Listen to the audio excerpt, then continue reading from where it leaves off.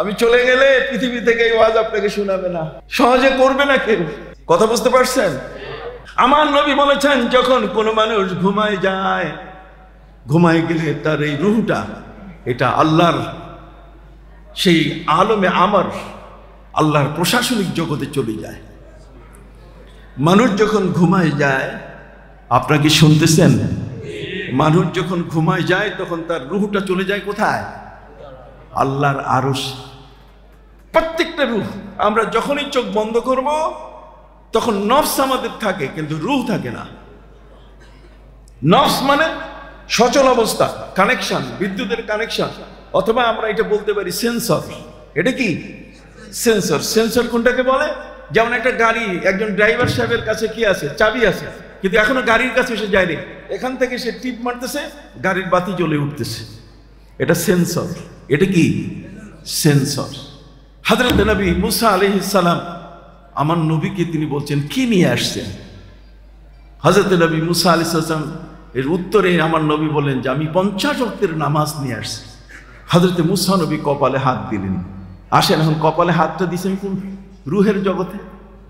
জোরে বলেন, কপালে হাত দিয়েছেন কি? সেই রুহের জগৎটা আপনাদেরকে বুঝাতে চাই। যখন কোনো মানুষ ঘুমায় যায় তখন তার রুহটা আল্লাহর সেই আলমে আমর, আল্লাহর আলমে আমর হচ্ছে আল্লাহর প্রশাসনিক জগতে চলে যায়। কথা কোন? ওয়ায়াসালুনাকা আনির রূহ কুলির রূহু মিন আমরি রাব্বি আলা লাহুল খালকু ওয়াল আমর। আল্লাহর দুটো জগৎ, একটা জগৎ হচ্ছে সৃষ্টি জগৎ, আর একটা জগৎ হচ্ছে প্রশাসনিক জগৎ। এই প্রশাসনিক জগৎ থেকে রূহটা পৃথিবীতে আমাদের কাছে আসছে। কথা বলেন। আলেমে শাহাদাত একটু জটিল হচ্ছে আলোচনা মনে হয়। আলেমে শাহাদাত মানে আমি যা চোখে দেখি, যেমন আপনাকে দেখতেছি, আমি গরু দেখি, ছাগল দেখি, ভেড়া দেখি, আমি গাছপালা দেখি, তৃণলতা দেখি, আমি পাহাড় দেখি, পর্বত দেখি, আমি সাগর দেখি, নদী দেখি, এই যা কিছু আমি দেখছি, যাদেরকে আমি দেখতে পাই, অথবা আল্লাহর সৃষ্টি জগৎ। সৃষ্টি জগতের মধ্যে কি আছে? সৃষ্টি জগতের মধ্যে আছে আলমে মালাকুত, আলমে জাবারুত, আলমে নাসুত। কথা বলতে, এই সমস্ত জগৎ প্রায় 90,000 আলম যেটা আল্লাহ সৃষ্টি করেছেন। এই 90,000 আলমকে শাসন করার জন্য আল্লাহ তাআলার একটা প্রশাসনিক ভবন আছে, যেখান থেকে আল্লাহ তাআলা শাসন করেন এই জগৎটাকে।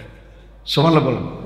এই জগৎ সমূহে আল্লাহ তাআলার শাসন আসে তার প্রশাসনিক ভবন। আপনি দেখেন না, একটা বিরাট স্কুল, আর সেখানে একজন প্রিন্সিপাল সাহেব, একজন প্রধান শিক্ষক, তার জন্য কিন্তু আলাদা একটা রুম আছে, যে রুম থেকে তিনি গোটা এই স্কুলটাকে তিনি শাসন করছেন। কি বলেন, ঠিক কিনা? ঠিক এমন একটা অফিসের মধ্যে যিনি বস, তিনি শাসন করতেছেন তার পুরা অধীনস্থ যারা আছে তাদের। আল্লাহ বলছেন আমার সৃষ্টি মাখলুক যত আছে এই সবগুলোকে আমি শাসন করি আমার আলমে আমার প্রশাসনিক জগৎ থেকে। আমাদের কাছে যে রূহটা দেওয়া আছে, এই রূহটা হলো সেই প্রশাসনিক জগৎ থেকে আসা রূহ। আপনি বুঝতে পারছেন? প্রশাসনিক রূহ জগৎ থেকে আসাটা কি রূহ। আমি আরেকটু বুঝাবো আপনাদের। আপনাদের 7 তলা বাড়ি আছে। কয়তলা বাড়ি? তাহলে আপনি 7 তলা বাড়ি পর্যন্ত 7 তলার ছাদের উপরে উঠতে পারেন, কিন্তু এর উপরে আর নাই আসমান। আপনি কি উঠতে পারবেন? তাহলে 7 তলা পর্যন্ত এটা আলমে খালক, আল্লাহর সৃষ্টি, আর এর উপরটা হলো আল্লাহর প্রশাসনিক জগৎ। ওই প্রশাসনিক জগতে কেউ যাইতে পারে না। আমি কি বুঝাইতে পারছি? শাসন হবে 7 তলার নিচে, তার মানে 7 আসমানের নিচে জগতের আল্লাহর যা কিছু আছে সব কিছুকে আল্লাহ তাআলা কি করবেন? শাসন করছেন, শাসন করতেছেন তার ঊর্ধ্ব জগৎ থেকে। অতএব ঊর্ধ্ব জগৎটাই হলো তার প্রশাসনিক জগৎ। সেখান থেকে তিনি ফিরিস্তাদেরকে শাসন করতেছেন, দায়িত্ব দিতেছেন যে তুমি এখন চলে যাও জোহরিয়া কমপ্লেক্সে, যারা ওয়াজ করতেছে, যারা ওয়াজ শুনতেছে তাদের চতুর্দিকে ঘিরে ফেলো। এগুলো সব এই প্রশাসনিক দপ্তর থেকে আদেশ আসতেছে। আমি কি বুঝাইতে পারছি? সম্মানিত সাথী বন্ধুরা আমার, যে রূহটা আমার দেহের মধ্যে আছে, সেই রূহটা গোটা দেহের ভিতরে আমার মাথা থেকে পা পর্যন্ত ঢুকে আছে। এটা না যে আমার শুধু কলমের মধ্যে রূহ আছে আর হাতের মধ্যে রূহ নেই, এটা নয়। এটা কেমন? যেমন একটা কয়লা। বলেন কি? সবাইকে কথা বলতে হবে। আপনি কিন্তু, আমি আগেই বলেছি ভূমিকায়, যে মাঠে ময়দানের ওয়াজ এক ধরনের, মাঠে ময়দানের ওয়াজ হচ্ছে ঝাঁকুনি ওয়াজ। কথা বোঝেন নাই? লড়াই লড়াই লড়াই চাই, লড়াই করে বাঁচতে চাই। আর এটা হলো তরিকতের ওয়াজ, এটা হচ্ছে আল্লাহ আল্লাহ জিকিরের ওয়াজ। জোরে বলেন না, এটা হচ্ছে আল্লাহকে ডাকার কি ওয়াজ। অতএব যদি আপনি বুঝতে পারেন যে আমার উপরে কিন্তু অফিসার আছে, আমাকে শাসন করার, আমাকে ধরার, আমাকে বন্দী করার মতো কেউ আছে। পবিত্র কোরআন মজিদে আল্লাহ বলছেন, আলা লাহুল খালকু ওয়াল আমর ফাতাবারাকাল্লাহু রাব্বুল আলামিন। আল্লাহর দুটো জগৎ, একটা হলো তার সৃষ্টি জগৎ, আর একটা হলো তার সৃষ্টি জগতের বাইরে তার প্রশাসনিক জগৎ। আমাদের এই রুহটা ওই প্রশাসনিক জগৎ থেকে আসছে। এই জন্য মক্কার কাফিররা আমার নবীকে 5টা বিষয় প্রশ্ন করছে। বলেন কয়টা? আবার বলেন কয়টা? একটা হলো, বলেন তো রুহটা কি জিনিস? রুহ তো আমরা দেখি না, এই রুহটা কি জিনিস নবী আপনি বলেন। আরেকটা হলো যুলকারনাইনকে আপনি বলেন। আরেকটা আসহাবে কাহাফকে, আসহাবে কাহাফের পরিচয় আপনি দেন। আরেকটা আকাশের চাঁদের গায়ে কালো দাগটা কিসের? কথা বুঝেন? আরেকটা খাবার আগে নুন খায়, খাবার পরে নুন খায় কেন? নবীজিকে 5টা প্রশ্ন করেছিল মক্কার কাফেররা। আমার নবী সাল্লাল্লাহু আলাইহি ওয়াসাল্লাম তিনি বলে দিয়ে দিলেন যে শোনো, এই 5টা যে বিষয় সম্বন্ধে তোমরা আমাকে প্রশ্ন করেছো, আকাশের চাঁদের গায়ে কালো দাগটা, ওটা কিন্তু ওখানে বুড়ি সুতা কাটতেছে আর জাম্পার আর সোয়েটার পাঠাই দিবে তা না। ওই দাগটা হচ্ছে জিবরিল আমিনের পাখার আঘাতের দাগ। পাখার কি আঘাতের দাগ। কেন? পবিত্র কোরআন মজিদে আল্লাহ বলছেন, ওয়াজআলনাল লাইলা ওয়ান নাহারা আয়াতাইন ফামাহাউনা আয়াতাল লাইল। আল্লাহ বলছেন তোমাদেরকে দুটো নিদর্শন সৃষ্টি করে দিয়েছি, দুইটা পাওয়ার দিয়েছি, একটা সূর্য একটা চন্দ্র। কথা বলেন, কি দিয়েছি? একটা সূর্য একটা চন্দ্র। এই সূর্য আর চন্দ্রের দুইটার পাওয়ার সমান। কথা বুঝে গেছে? এই লাইট দুইটার পাওয়ার কি সমান। তবে রাতের বেলায় আমার বান্দা তোমরা যেন রাতের বেলায় ঘুমাইতে পারো, একটু প্রশান্তি তোমাদের আসে, এই জন্য আমি এই চাঁদের আলোটাকে কমাই দেওয়ার জন্য জিবরাইলকে দায়িত্ব দিলাম, কমাও। জিবরাইল এখন কমাবে কেমনে? তখন ওই পাখা দিয়া, খালি ডানা দিয়া কমান শুরু করছে। কথা বুঝেন নাই? এই ডানার আঘাতে এই চাঁদের আলো কমে গেছে। আল্লাহ বলছেন ফামাহাউনা আয়াতাল লাইল, আমি রাতের যে চাঁদ সেই চাঁদের আলোটা কমাই দিলাম। ওয়াজআলনা আয়াতান নাহারি মুবসিরা, আর দিনের আলোটাকে এত স্পষ্ট করে দিলাম যাতে সূচের পিছনে যত ছোট সুই হোক না কেন, ওর পিছনে যেন সুতা ভরতে পারে, যাতে তার চাকরিটা সে ঠিক রাখতে পারে। সুবহানাল্লাহ বলুন। তার অফিসে, তার চলার ক্ষেত্রে, তার যে কোনো শস্য বোনানো অথবা তার চলাফেরার ক্ষেত্রে, এক অপরকে চেনার ক্ষেত্রে তার চোখে যেন কোনো ডিফেক্ট সৃষ্টি না হয়। এই জন্য ম্যাচিং করে প্রত্যেকটা মানুষের চোখের সাথে অ্যাডজাস্ট করে দিনের আলোটা আমি তৈরি করে দিয়েছি। সুবহানাল্লাহ। আমার আল্লাহ পবিত্র কোরআন মজিদে তিনি বলছেন, ওয়াজআলনাল লাইলা ওয়ান নাহারা আয়াতাইন, আমি দিন এবং রাত, আমার সূর্য এবং চন্দ্র দুটোকে আমার নিদর্শন বানাই দিয়েছি। ফামাহাউনা আয়াতাল লাইল, রাতের আলোটাকে আমি কমাই দিলাম। ওয়াজআলনা আয়াতান নাহারি মুবসিরা, আর দিনের আলোটাকে চোখের সাথে অ্যাডজাস্ট করে দিলাম। সুবহানাল্লাহ বলেন। এই চোখের সাথে অ্যাডজাস্ট করে দিলাম কেন? দিন আর রাতের মধ্যে পার্থক্য এই সৃষ্টি করলাম কেন?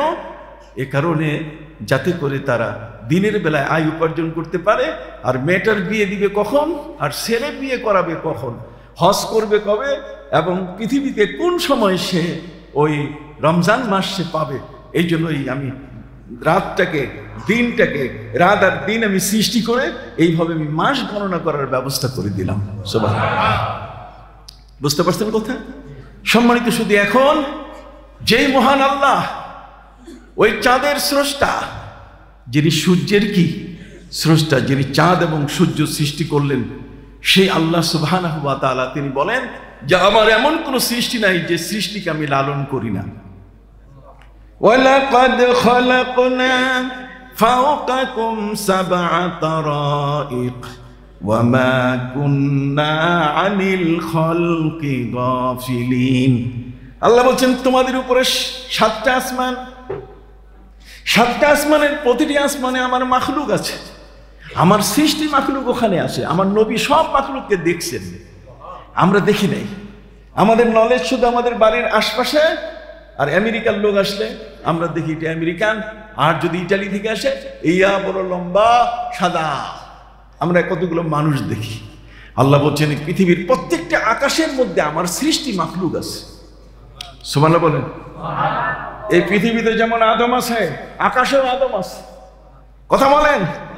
এই পৃথিবীতে যেমন আল্লাহ বলছেন ওয়ালাকাদ খালাকনা ফাওকাকুম সাবআ তারাইক, তোমাদের মাথার উপরে 7টা স্তর দিয়েছি, প্রত্যেকটা স্তরে আমার মাখলুকরা সেখানে বাস করছে।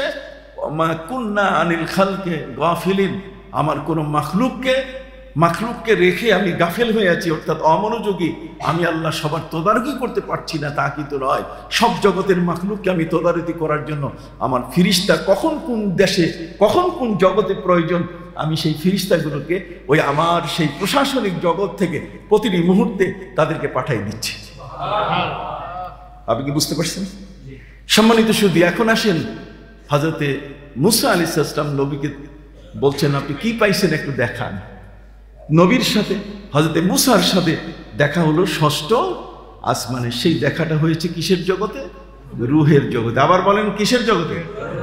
রূহের জগতে। সেই রূহটা আমাদের কাছেও আছে, কিন্তু আল্লাহ তাআলা সেই রূহটাকে আমাদের দেহের মধ্যে প্রবেশ করাই দিয়েছেন। কেমন? যেমন একটা জ্বলন্ত কয়লা, একটা কয়লার ভিতরে আগুন যেমন ঢুকে, ঠিক দেহের মাথা থেকে পা পর্যন্ত আল্লাহ তাআলা রূহটাকে ঢুকাই দেন। আপনি একটু বুঝে নেন ভালো করে, আমাদের দেহের মধ্যে রূহ কোথায়? রূহটা পুরো দেহের মধ্যে বিচরণ করছে। অতএব একটা লোহা, অর্থাৎ একটা লোহা যখন আপনি আগুনে দিবেন তখন লোহার ভিতরে আগুন ঢুকে কিনা? কথা বলছেন না? লোহার ভিতরে আগুন ঢুকে লাল হয় কিনা? লোহার ভিতরে যেমন কয়লার ভিতরে আগুন ঢুকছে, ঠিক অনুমতে দেহের মধ্যে আল্লাহ তাআলা রূহটাকে কি করে দেন? সৃষ্টি করে দেন, রূহটাকে প্রবেশ করাই দেন। এখন আমরা যখন ঘুমাই পড়ি, আমরা ঘুমাবার সাথে সাথে আমাদের রূহটা দেহ থেকে বের হয়ে যায়। তখন হাতের ক্ষমতা থাকে না, তখন পায়ের ক্ষমতা থাকে না। আমরা ঘুমন্ত অবস্থায় আমরা হাত পা মুখ আমাদের দৃষ্টি সবগুলো নিস্তব্ধ হয়ে থাকে, রূহটা চলে যায় আল্লাহর সেই প্রশাসনিক জগতে। যখন প্রশাসনিক জগতে চলে যায়, সেখানে আল্লাহ তাআলার পক্ষ থেকে বলা হয় যে সিজদা করো। যে রূহগুলোই সেখানে যায় প্রতিনিয়ত, প্রতিদিন আপনি ঘুমিয়ে পড়লে আপনার রূহ আর এই জগতে থাকে না, সে আল্লাহর ইবাদতের জন্য প্রশাসনিক জগতে চলে যায়। সুবহানাল্লাহ, আসতে কইতেছে। প্রতিটি রূহ মানুষ যখন ঘুমিয়ে যায় তখন সে আল্লাহর ইবাদতে চলে যায়, আল্লাহর ইবাদতে চলে যায়, সে প্রশাসনিক জগতে। কোরআন বলছে আলা লাহুল খালকু ওয়াল আমর, তার মানে সৃষ্টি জগৎ আর প্রশাসনিক জগৎ। এটা যখন সেখানে যায়, যদি বেনামাজি হয় তাহলে সে চুপ করে দাঁড়ায় থাকে বোকা হইয়া, সে রুকুও করতে পারে না, সেজদাও করতে পারে না। আর যদি কেউ রুকু সেজদা করতে করতে এখানে অভ্যস্ত হয়ে যায়, ওখানে গিয়ে সে সাথে সাথে সেজদায় করে। কি আমরা এমন বান্দা হতে চাই কিনা? হাত উঠান, এমন বান্দা হতে চাই কিনা? আমার মাথা, আমার রুকু, আমার সেজদা, আমার রূহটাও রুকু সেজদা করবে, এবং আমার অবর্তমানে আমার দেহ থেকে সেই রূহটা যদি সেই প্রশাসনিক জগতে চলে যায়, এই প্রশাসনিক জগতে চলে গেলে সেখানেও কিন্তু সে আল্লাহর ইবাদত যেন করতে পারে। আমি কথা কি বুঝতে পারছেন? এখন আপনি ঘুমিয়ে আছেন, এখন আপনার ডাক্তার সাহেবের কাছে যাওয়া দরকার, খুব মনে রাখবেন। এখন আপনার অফিসিয়াল ডিউটি আছে, কিন্তু আপনি ঘুমিয়ে পড়েছেন, বড় কঠিন। এখন আপনাকে একজন ডাকতেছে, এই আব্দুল সামাদ ভাই, আব্দুল সামাদ ভাই, ডাক্তারের কাছে যাবেন না? আপনি সাথে সাথে হ্যাঁ হ্যাঁ হ্যাঁ যাবো। তার মানে ফাতাতে রূহ লাহজাতান, আল্লাহর ওই প্রশাসনিক জগৎটার সাথে আপনার দেহের কানেকশন এত এত মারাত্মক যে আপনি যখনই কেউ তাকে ডাকবে, সাথে সাথে রূহটা তার শরীরের মধ্যে প্রবেশ করে ফেলে। ইজা দুইয়াত ফাতাতে রূহ লাহজাতান, হাদিসের মধ্যে আসছে যখন তাকে ডাকা হবে, একটা মানুষ ঘুমন্ত অবস্থায় যদি তাকে ডাকা হয়, তাহলে তার রূহটা কি আবার মুহূর্তে কি চলে আসে। এই জন্য কোনো মানুষ যখন মারা যায় তখন ফিরিস্তারা তার রূহটা কি নিয়ে যায়।